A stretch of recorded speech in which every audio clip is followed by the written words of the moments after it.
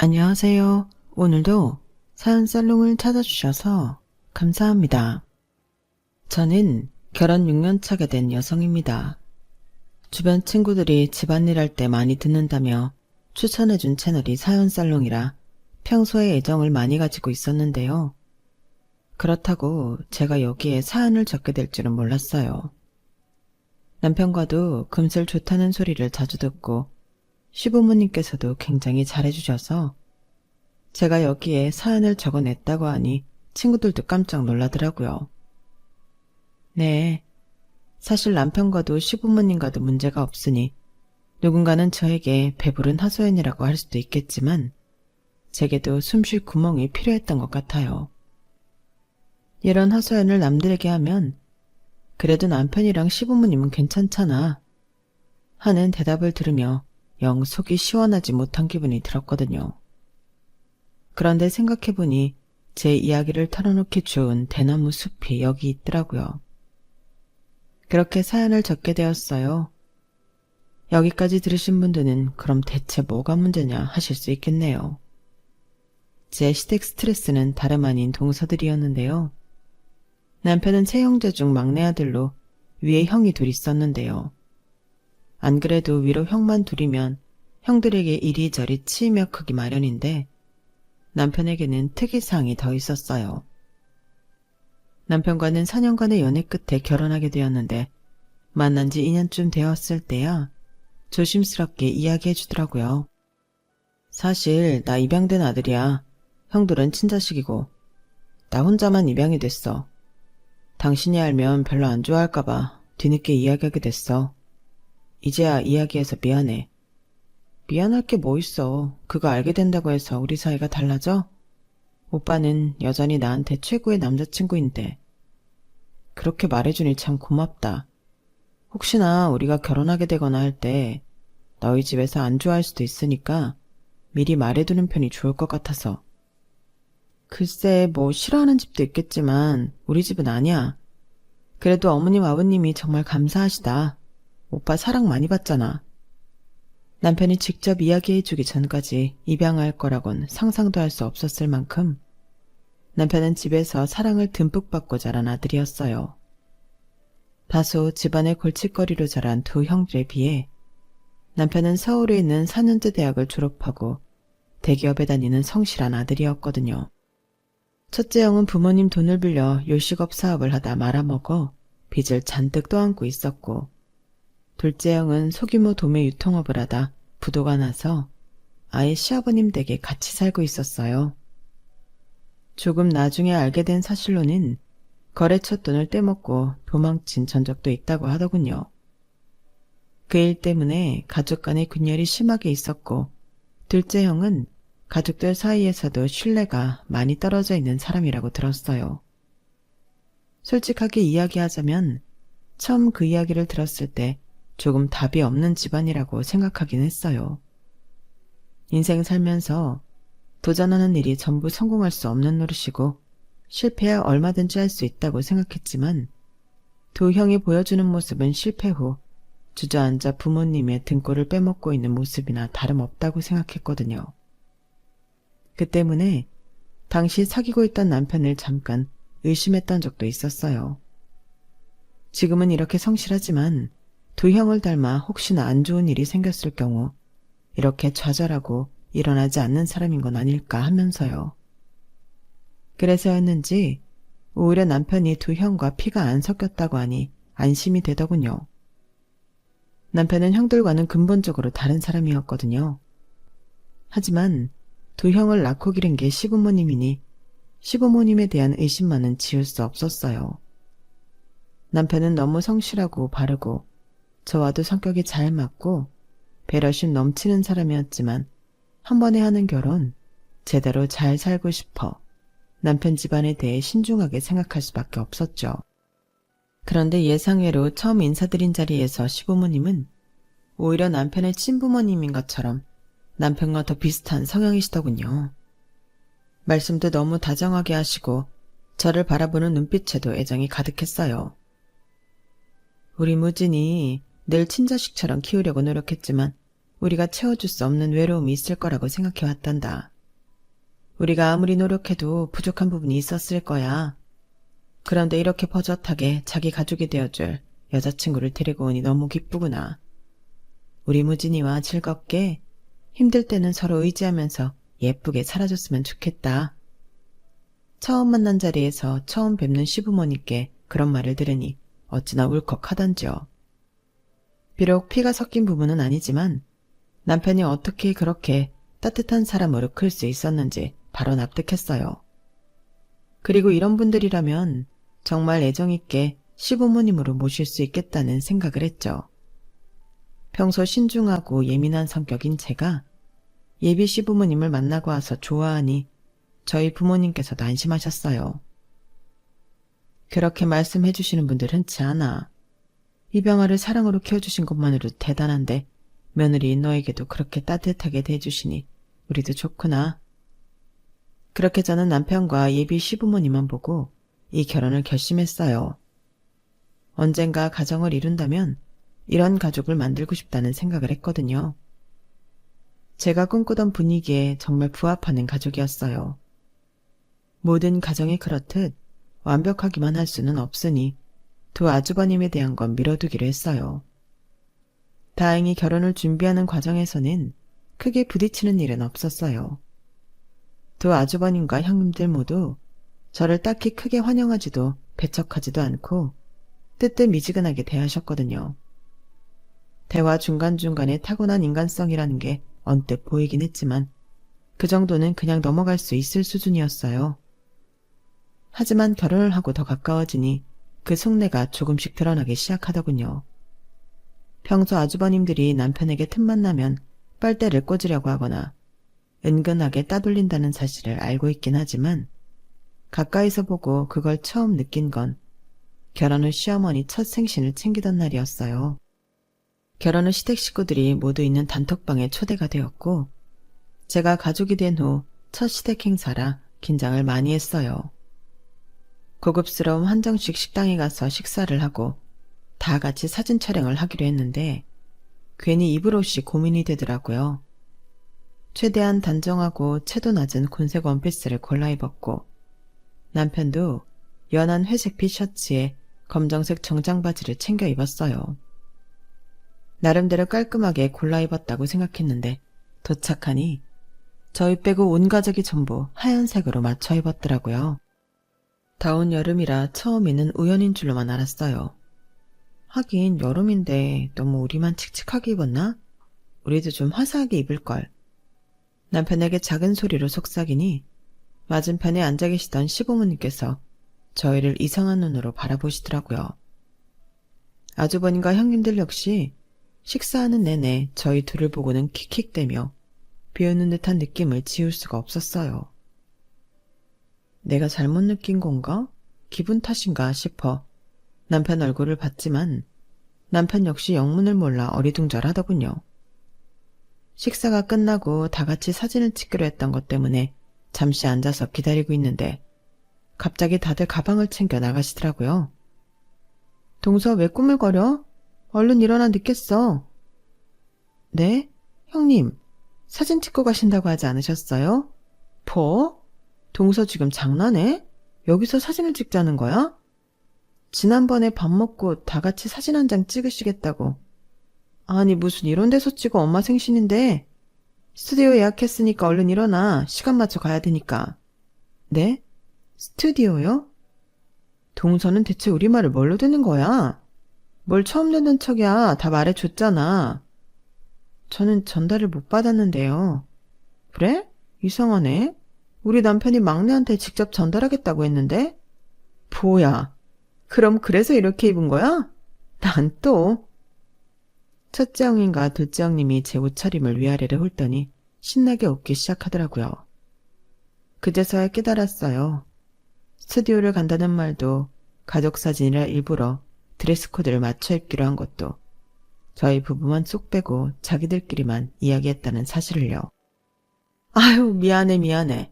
나는 무슨 어머님 생신인데 왜 이렇게 칙칙하게 입고 왔나. 결혼하고 첫 행사인데 우리 기선제압이라도 하려고 했나 했지. 어머, 형님도 그렇게 생각하셨구나. 저는 시댁에 대한 반항?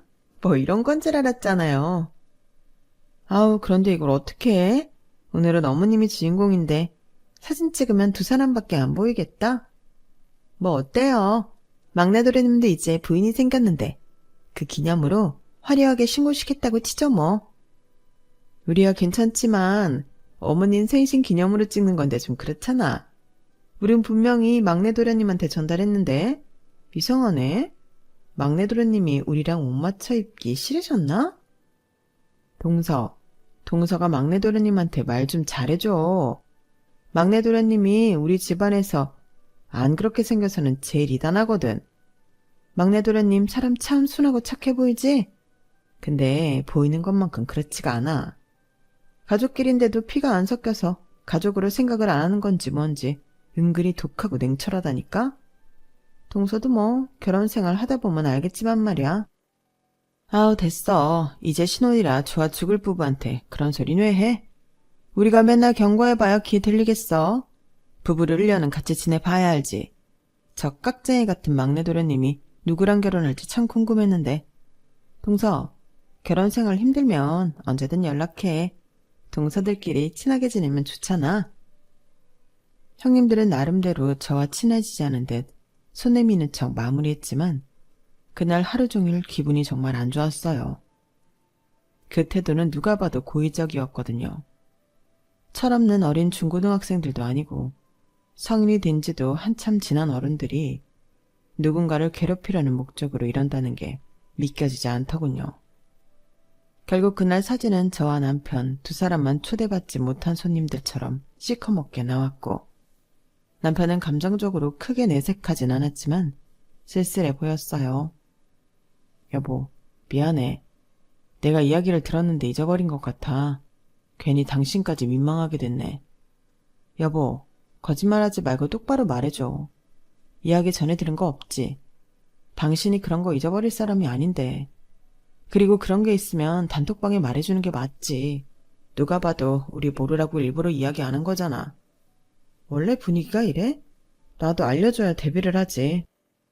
그래도 형수님들이 당신이랑은 친하게 지내려고 하는 것 같은데 너무 그렇게 나쁘게 생각하지 마.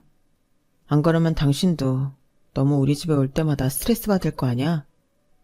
내가 예전에 형들이 돈 빌려달라고 해서 몇 번 빌려준 적이 있었는데 한 번씩 빌려주고 나니 그래도 된다고 생각했는지 자꾸 빌리려고 해서 형들한테 한 번 제대로 선 그은 적이 있거든.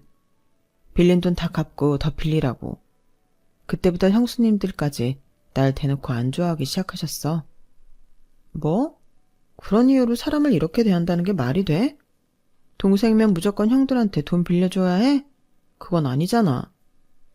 나도 그렇게 생각하는데 말이 통해야 말이지.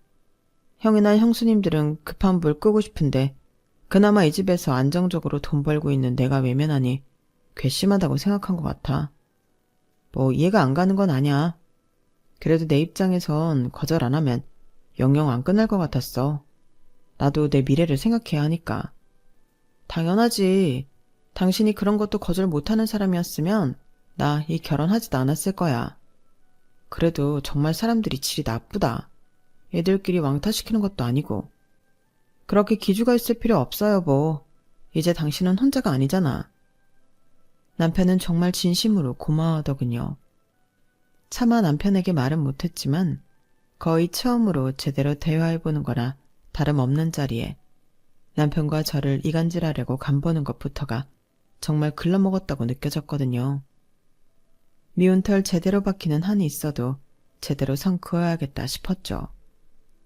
그동안 남편 혼자 이런 분위기 속에서 얼마나 힘들고 외로웠을지 생각하니 차라리 제가 더 나서서 남편이 혼자 견디던 이 어이없는 분위기를 다 떠맡아버리는 게 낫겠다 싶더라고요.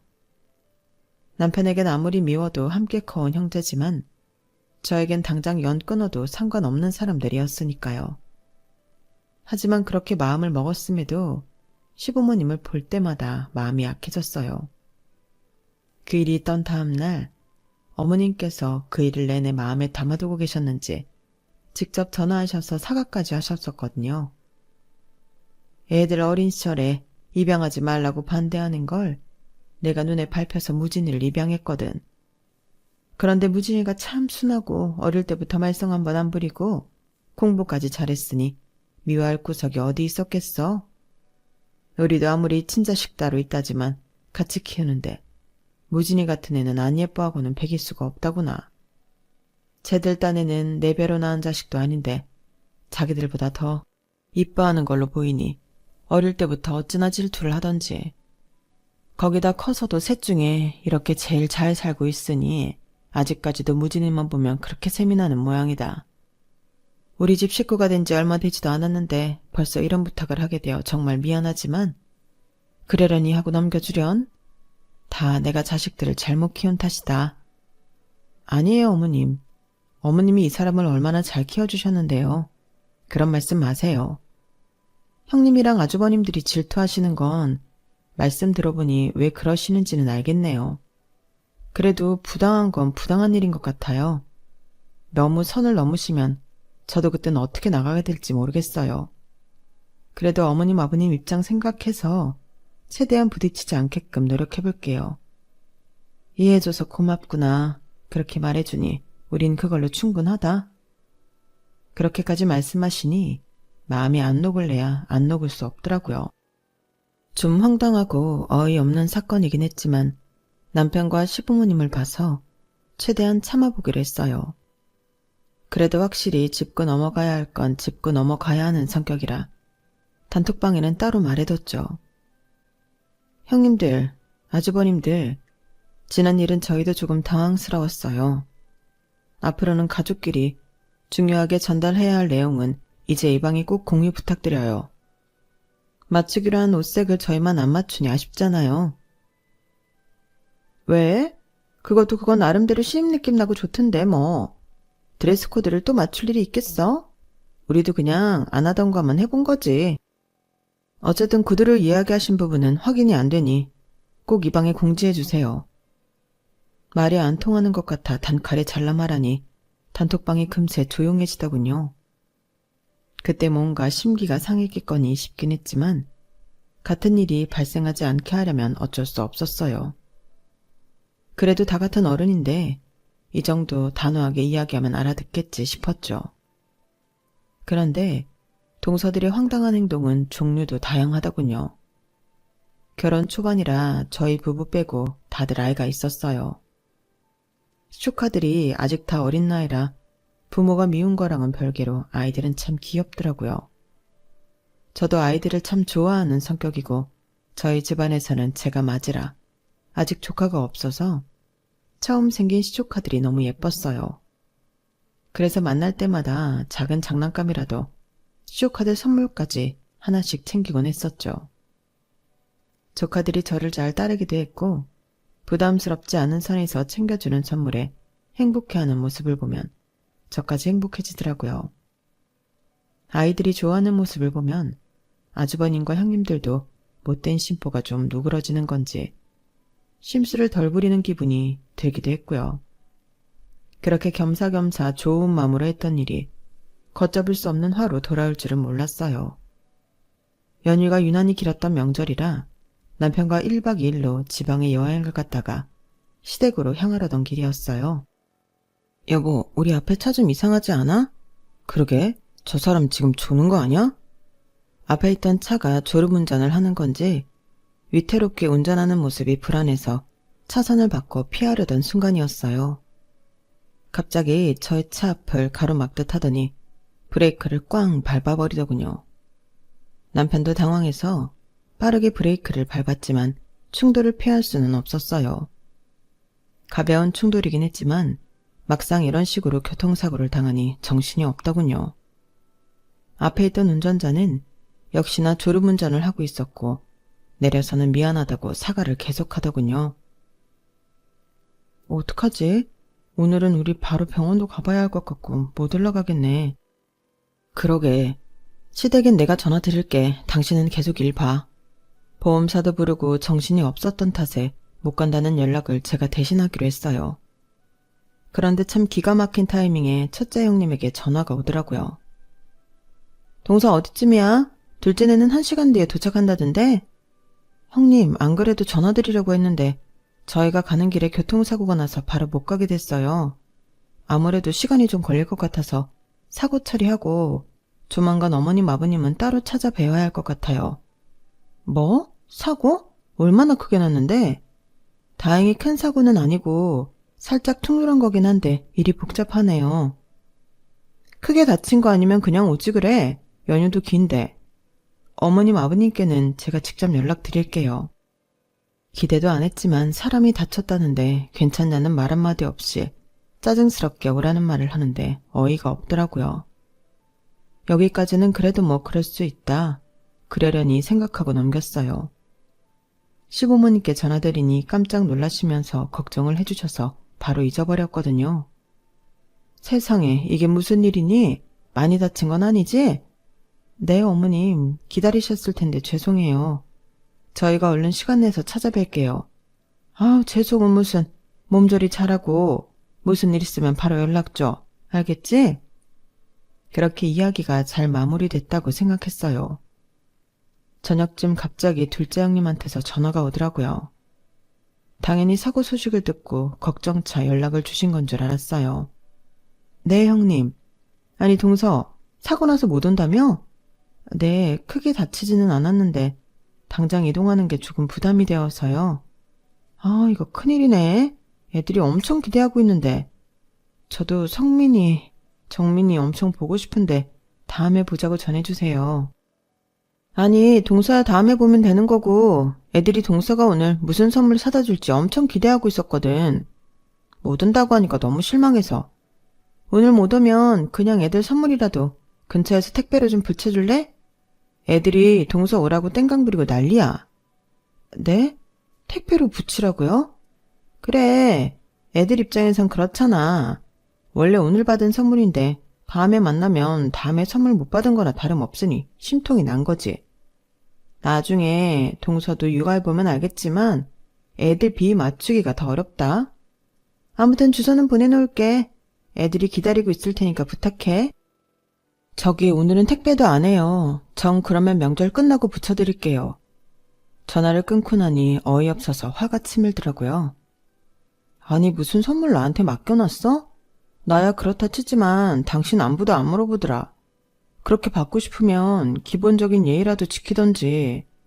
평소에는 사람을 그렇게 무시하고 따돌리면서 필요할 땐 맡겨놓은 것 마냥 내놓으라고 하네? 됐어. 이번에 애들 선물도 마지막이야. 정말 안 그러려고 했는데 부모가 미운 애들까지 미워지네. 그래, 우리가 언제까지 애들 선물 사갈 수는 없는 노릇이니까. 그리고 솔직히 우리가 아이 낳아도 형들이랑 형수님들이 그렇게 선물 사다 주실까 싶어.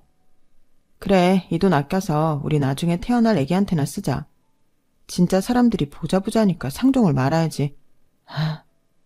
더럽고 치사해서 애들 선물은 대충 한참 뒤에나 택배로 붙였어요. 그리고 다음 가족 모임 때부터는 애들 선물도 끊어버렸죠. 애들도 부모를 닮았는지 아니면 부모에게 들은 게 있어서 그런지 선물을 안 사가기 시작하니 예전처럼 저를 반기지도 않더군요. 어차피 정 떼는 거 그냥 다 같이 정 떼는 것도 나쁘지 않겠다 싶어 좀 씁쓸하긴 했지만 신경 쓰지 않기로 했어요. 마침 저희 부부도 임신을 준비하던 중이라 남이의 신경 쓸 시간에 내 애나 신경 써야겠다 싶었죠. 그렇게 몇 달이 지난 후 저희 부부에게 축복이 찾아왔어요.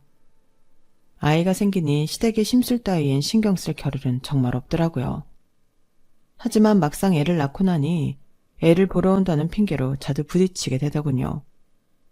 그래도 다들 애 가진 부모들이니 애는 이뻐하고 궁금해하나 보다 싶었는데 아니나 다를까 와서는 속을 긁는 소리만 해대더군요.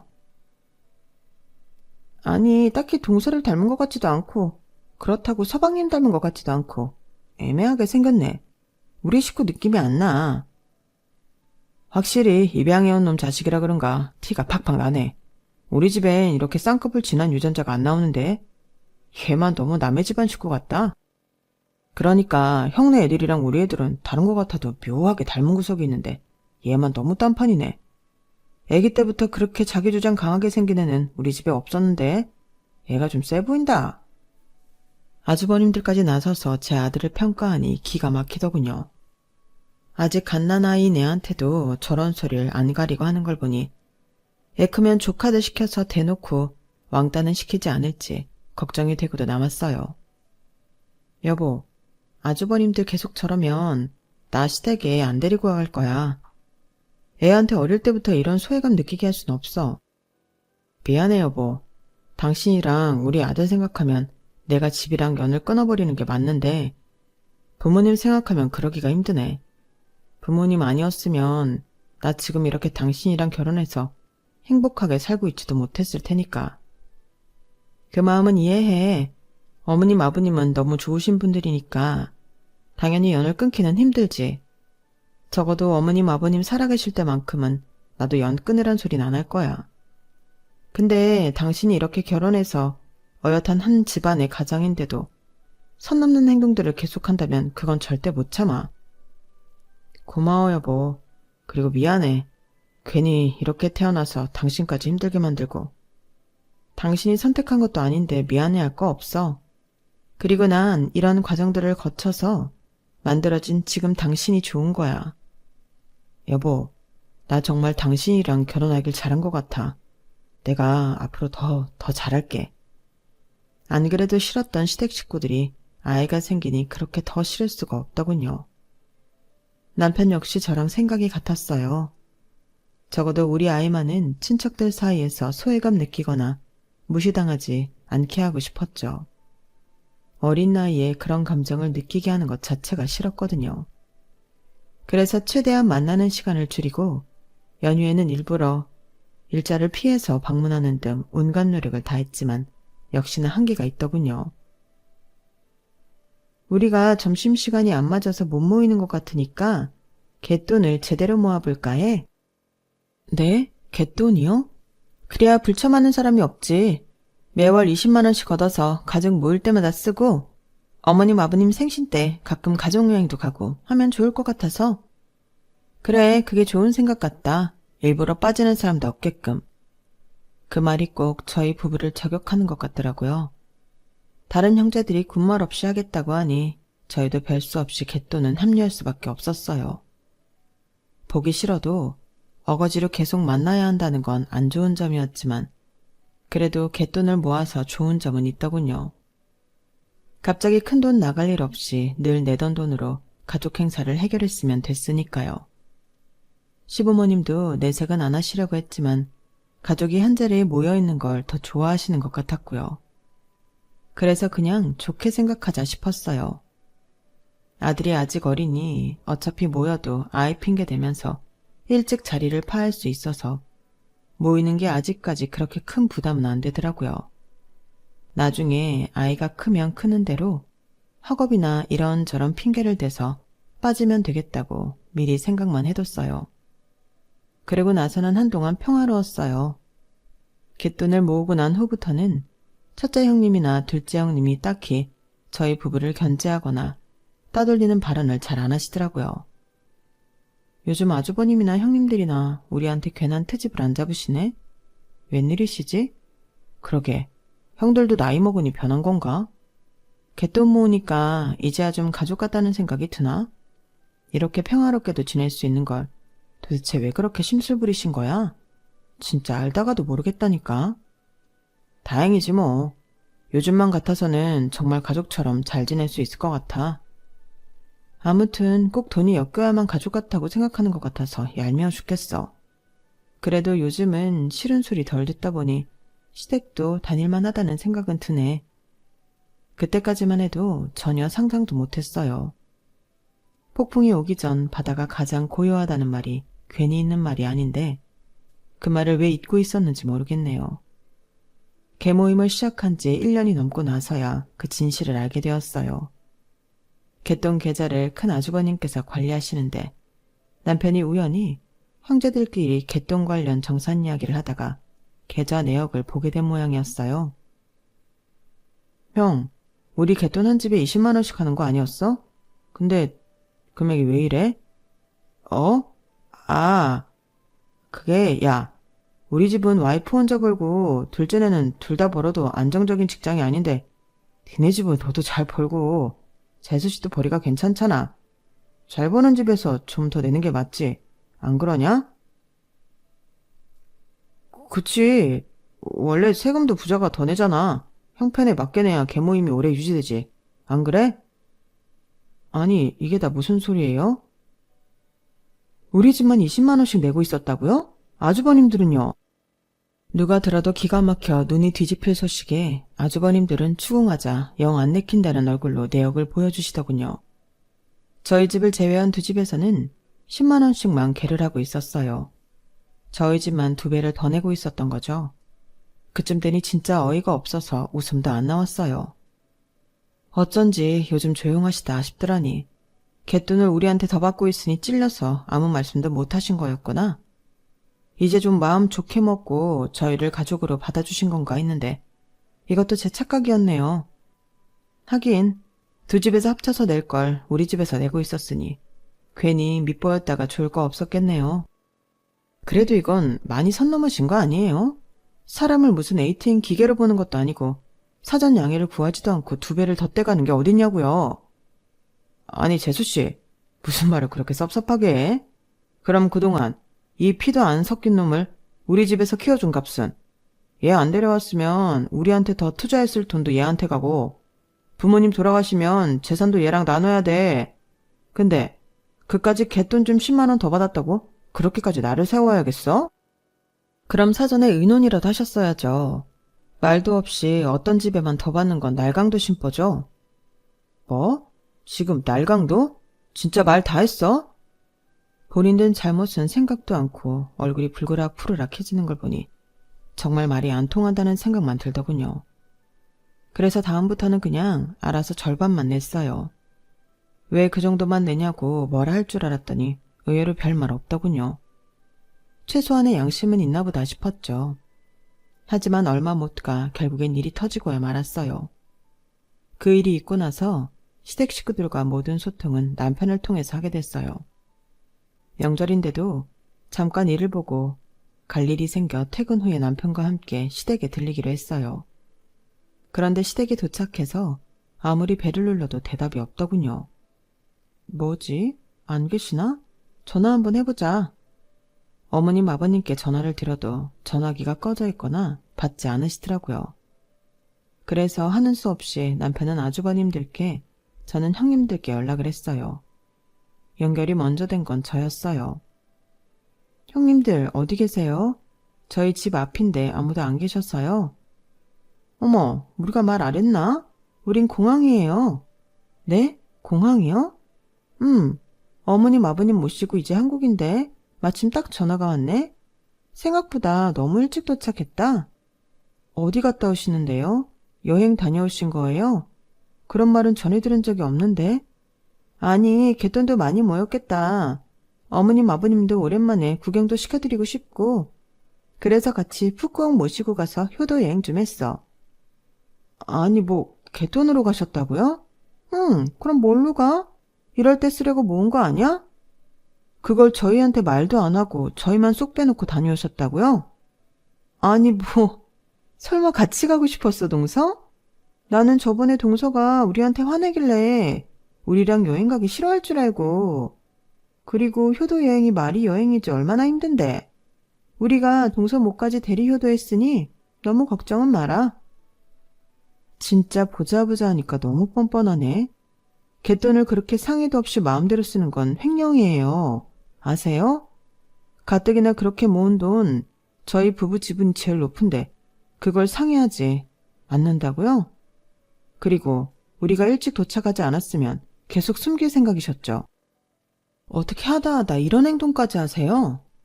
아, 내 입에서 꼭 이런 소리 나오게 만드네 동서는. 그냥 우리도 가족여행 한번 가보고 싶었다. 왜? 솔직히 까놓고 말해서 네 남편이 우리 가족은 아니잖아. 피 한 방울 안 섞였는데. 어차피 같이 가자고 해도 싫었을 거면서 왜 이래?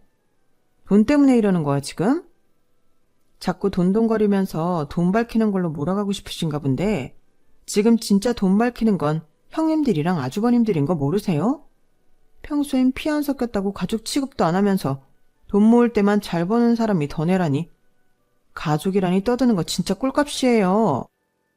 야, 이 집에서 네 남편 다 키우고 인간 만드는데 얼마가 들었는데 겨우 그것 좀 썼다고 난리야. 그 돈 우리만 쓰고 놀았니? 다 어머님 아버님한테도 들어간 거야. 네, 어머님 아버님한테 들어간 건 하나도 아깝지 않은데요. 형님들, 아주버님들 배불렀다고 생각하니 짜증이 나서요. 어릴 때부터 제 남편 무시하고 따돌리기나 했던 사람들한테 내가 힘들게 번 돈 한 푼도 투자하고 싶지 않거든요. 어쨌든 전 그 돈 돌려받아야겠으니까 절차대로 진행할게요. 뭐 절차? 그래, 뭐 할 수 있으면 해봐. 가족끼리 갯돈 쓴 거 가지고 네가 뭘 할 수 있는데. 갈 때까지 가보자고. 누가 손해인가. 그때였어요. 늘 묵묵부답으로 찜고 있던 남편이 전화기를 빼앗아 들더군요. 네, 그러시죠. 갈 때까지 간다는 말 함부로 하는 거 아니라는 거 깨닫게 해드릴게요. 그렇게 전화가 끊어지고 저도 잠시 멍해졌어요. 여보, 나야 당신 식구들 안 봐도 그만이라지만 괜찮겠어? 나도 이제 내 식구 생겼는데 당신이 더 소중해. 형수님들이 당신한테 저럴 이유 없어.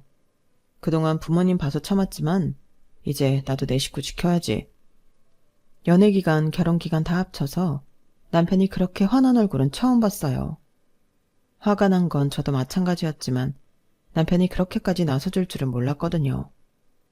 아무리 그동안 가족에게 소외를 느껴도 입장 바꿔 생각하면 이해 안 가는 것도 아니라며 속 좋게 굴던 사람이었어요.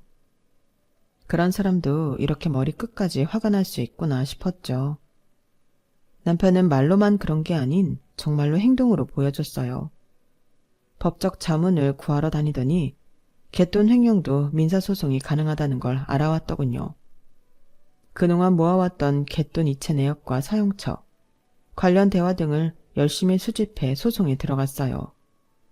너무 명백한 증거들이 많았기 때문에 생각보다는 상황이 쉽게 돌아가더군요. 법원에서 지금 명령을 내렸고 불이행 시에는 강제 집행을 하게 될 상황까지 이어졌어요. 그쯤 돼서야 정신이 돌아왔는지 형님들과 아주버님들이 매달리기 시작하더군요. 막내야, 알잖냐, 우리 형편 어려운 거. 시간을 좀 줘라. 우리가 그걸 갑자기 갚을 형편이 어떻게 되니? 그거 갚을 능력이 됐으면 이런 일도 안 생겼지. 안 그러냐? 한 번만 눈 감아주세요, 서방님. 아무리 화가 났어도 가족끼리 말로 푸셔야지. 이렇게 피도 눈물도 없이 법으로 가는 게 어딨어요? 웬만한 남끼리도 이렇게는 안 해요. 늘 저와 이 사람을 외부인 취급하던 건 형님들과 형수님들인데요. 아무리 같이 어울리려고 노력해도 늘 무시하고 필요할 땐 가족, 없을 땐 이방인 취급하는 것에 이제 실문났습니다. 저한테만 그러는 건 참아왔어도 나도 결혼하고 가정이 생겼는데 제 아내 볼 면목이 없어서라도 이제는 달라져야겠다는 생각이 드네요. 그렇게 원하시던 외부인 취급 받아들이고 남남처럼 서로 선 잘 지키고 사시죠. 그동안 빌려가서 갚겠다고 말로만 했던 돈들도 다 제대로 받아야겠습니다. 네? 아, 지금 갯돈 쓴 건 또 어떻게 갚을지 막막해 죽겠는데 그 돈까지 어떻게 다 계산을 하려고요? 진짜 이러지 말자고요. 잘 지낼 수 있잖아요. 네? 경제적으로 필요할 때만 잘 지낼 관계라면 필요 없습니다.